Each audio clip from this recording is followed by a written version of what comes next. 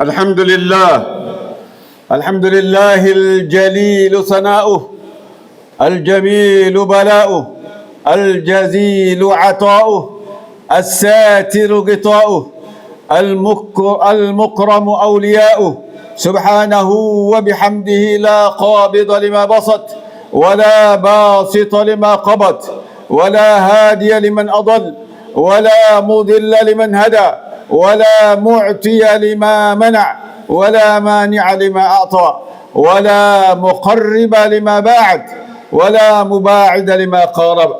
فاصبر على ما يقولون وسبح بحمد ربك قبل طلوع الشمس وقبل الغروب.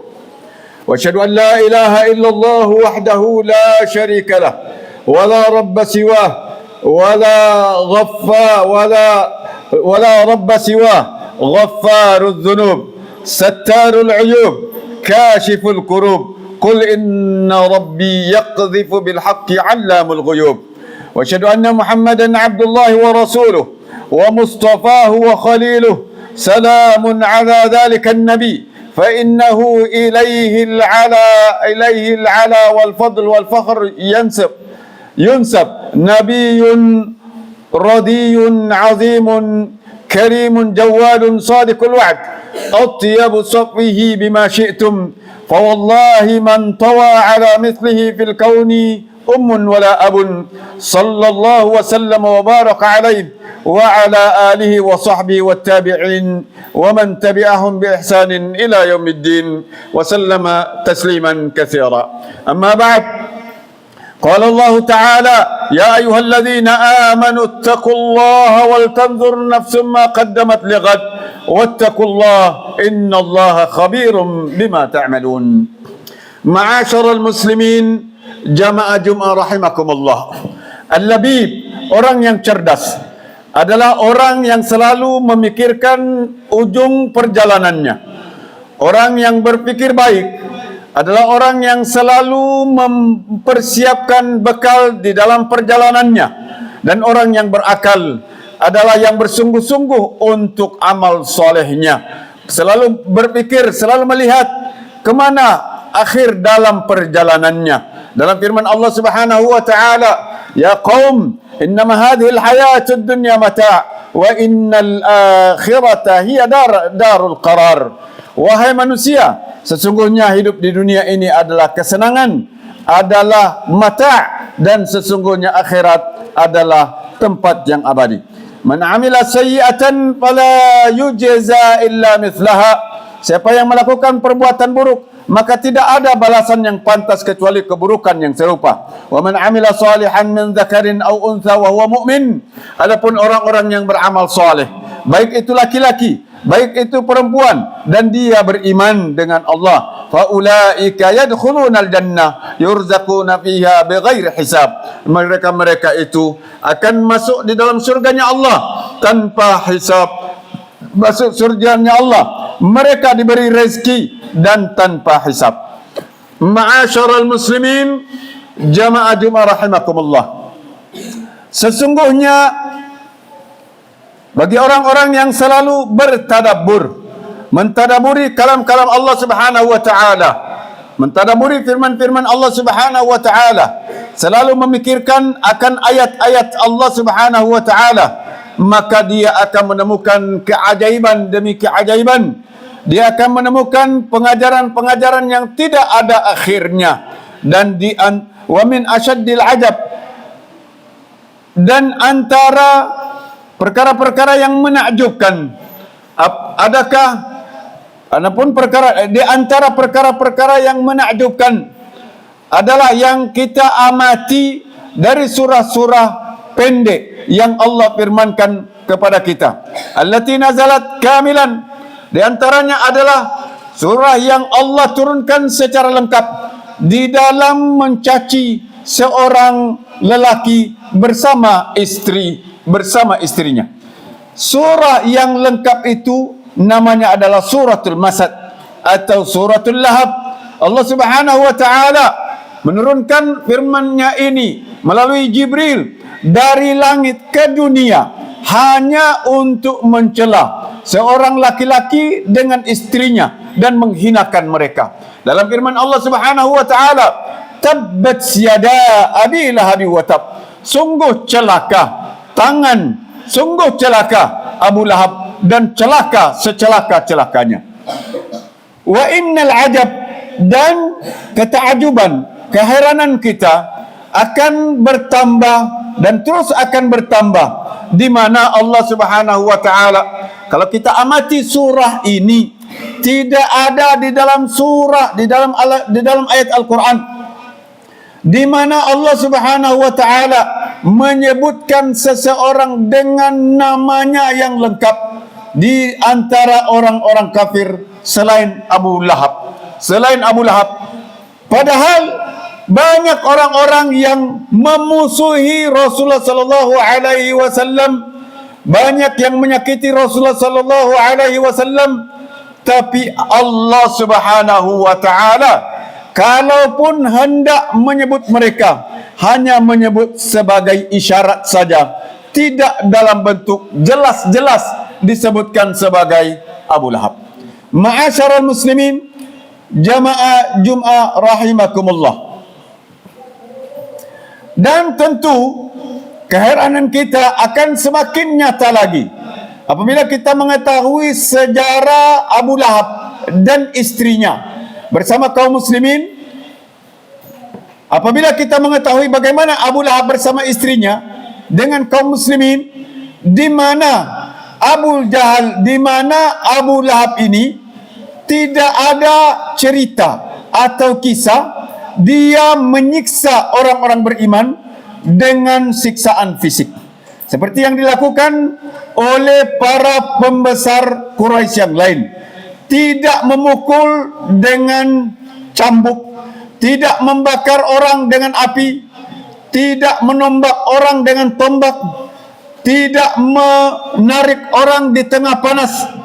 Namun semua itu Abu Lahab dan yang lebih dari itu lagi, bahwa Abu Lahab ini adalah antara kerabat Nabi sallallahu alaihi wasallam, dan dia adalah paman Nabi, ammuhu wa huwa ammuhu. Dan kita juga akan semakin heran lagi kalau kita menyaksikan juga sejarah perjalanan Abu Lahab.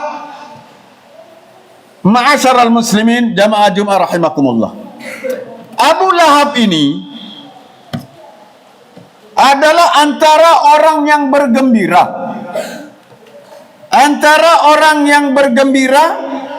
ketika Nabi sallallahu alaihi wasallam lahir. Ketika Nabi sallallahu alaihi wasallam lahir, maka dia diberitahukan oleh Suwaibah, hamba sahayanya. Ketika berita ini datang dari Suwaibah dengan berita kelahiran Nabi Muhammad sallallahu alaihi wasallam, maka apa yang dilakukan oleh Abu Lahab? Abu Lahab membebaskan Suwaibah dari kedudukannya sebagai hamba sahaya. Dan Abu Lahab juga menikahkan dua orang dari putranya dengan putri Rasulullah sallallahu alaihi wasallam. Dan kalau kita baca juga sejarah tentang Abu Lahab ini, dia bukan orang yang paling sadis, tidak lebih sadis dan tidak lebih dahsyat permusuhannya terhadap Nabi sallallahu alaihi wasallam dibanding dengan Abu Jahal. Dan Abu Lahab ini bukan orang yang sadis di dalam menyiksa para sahabat yang beriman, melebihi Umayyah bin Khalaf, majikan dari Bilal ibn Rabah. Lalu kenapa Allah Subhanahu wa taala menurunkan firman-Nya dalam surah yang lengkap untuk perkara yang berkaitan dengan Abu Lahab bersama istrinya? Dan surah yang diturunkan ini adalah berisi ancaman terhadap Abu Lahab dan keluarganya, dan peringatan yang keras. Bahkan di dalam firman-Nya ini Allah langsung menjanjikan kepada Abu Lahab naran talazzah, api yang terus bergelegar dan tidak akan dimasuki oleh api ini kecuali orang yang paling menderita. Lalu apa yang dilakukan oleh Abu Lahab sehingga hal sedahsyat ini? Apa yang dilakukan oleh Abu Lahab bersama istrinya? Maka kita akan perhatikan bahwa Abu Lahab berbeda dari apa yang dilakukan oleh para musuh-musuh Nabi di zaman Nabi SAW. Antara perkara yang dilakukan oleh Abu Lahab adalah at-tashkiku bidinillah wa at-ta'ni fi Rasulillah sallallahu alaihi wasallam bil ara'il mudillah wal akadhibil murjifah. Bahwa Abu Lahab ini, kejahatan Abu Lahab ini adalah membuat orang ragu-ragu dengan agamanya Allah, membuat orang ragu-ragu dengan ajarannya Rasulullah, bahkan dia juga menyerang Rasulullah sallallahu alaihi wasallam dengan pikiran-pikirannya dan dengan kebohongan-kebohongannya. Sehingga ini diandaikan sebagai peran media, peran sosial media yang dimainkan oleh Abu Lahab dan sangat berbahaya bagi menghalangi orang dari mendapatkan kebenaran di jalan Allah Subhanahu wa taala. Ma'asyiral muslimin, jamaah Jumat rahimakumullah.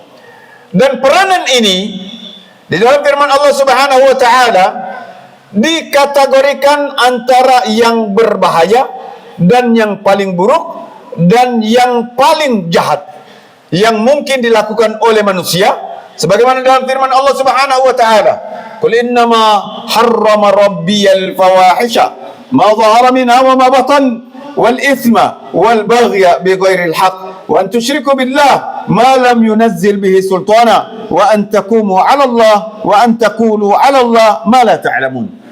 Di antara rentetan bentuk-bentuk yang diharamkan ini adalah Allah menempatkan antakulu 'ala Allah ma la ta'lamun.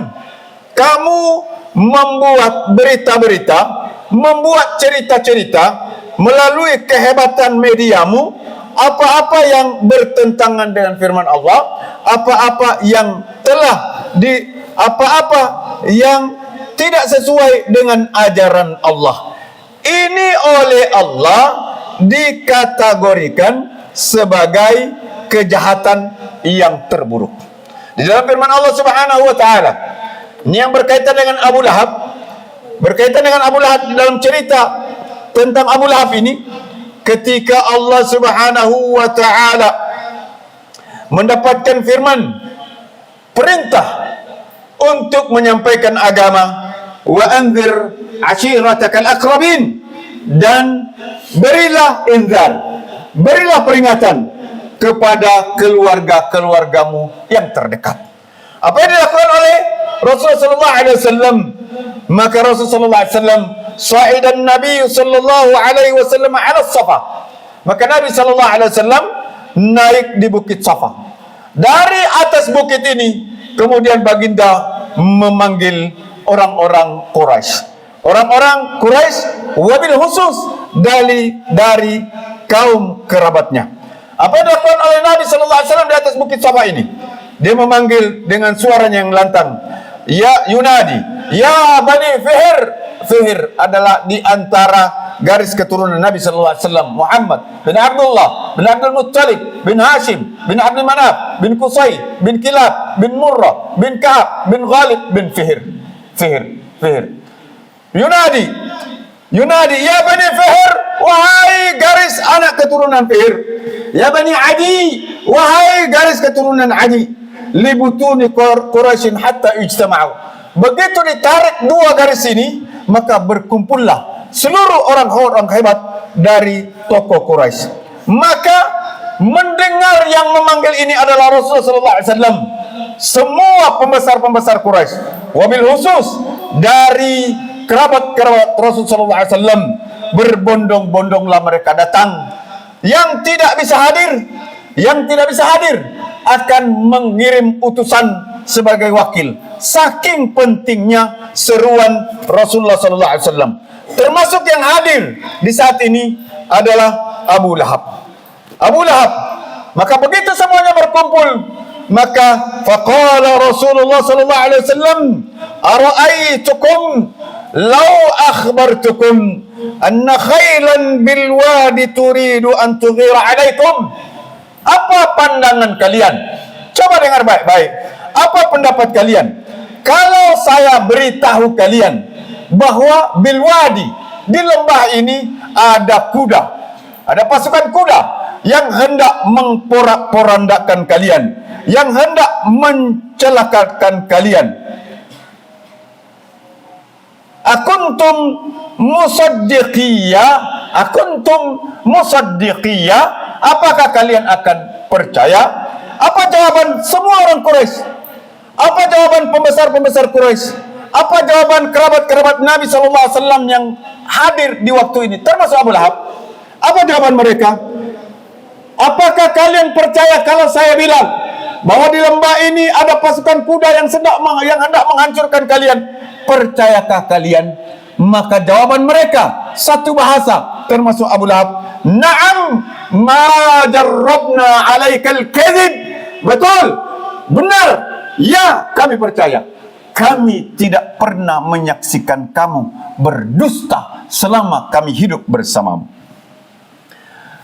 Setelah mereka mengungkapkan ini, setelah mereka mengungkapkan ucapan mereka ini, apa kata mereka? "Na'am, ma jarrabna 'alaika illa sidqa." Benar, kami percaya karena kami hanya selalu, pengalaman kami denganmu, kamu selalu benar, kamu selalu jujur. Maka kemudian qala Nabi sallallahu alaihi wasallam, "Fa inni nadhirun lakum baina yadayya 'adzabun syadid." Sesungguhnya saya membawa berita untuk kalian, baina yadayya, antara tangan kanan dan tangan kiri saya. Maksudnya di depan saya, di hadapan saya, ke depan bagi orang yang tidak percaya dengan saya adalah azab yang pedih, siksa yang dahsyat. Begitu keluar ungkapan ini dari Rasulullah SAW, maka Abu Lahab dengan lantang berteriak, "Tabban laka sairal ayyam," celaka engkau sepanjang hari. Kenapa? Kata Abu Lahab, "Alihadza jama'tana?" Apakah engkau mengumpulkan kami wahai Muhammad untuk urusan ini saja? Maka cacian, hinaan, kecewaan yang diungkapkan oleh Abu Lahab ini langsung dijawab oleh Allah Subhanahu wa taala dengan firman-Nya, "Tabbat yada Abi Lahab wa tab, ma aghna anhu maluhu wa ma kasab." Celaka dan celaka Abu Lahab, tidak berguna hartanya, tidak berguna seluruh usaha-usahanya. Dan apa yang diungkapkan oleh Abdullah ibnu Abbas radhiyallahu anhu, Abdullah ibnu Abbas radhiyallahu anhu, kemenakan Abu Lahab, yaitu anak dari Abbas bin Abdul Muttalib. Abu Lahab bin Abdul Muttalib, Abbas bin Abdul Muttalib, Abdullah bin Abbas bin Abdul Muttalib. Apa yang diungkapkan oleh Abdullah ibnu Abbas radhiyallahu anhu? Fata'ammalu ya ibadallah ma qalahu Ibnu Abbas radhiyallahu anhu fi hadhihi riwayah.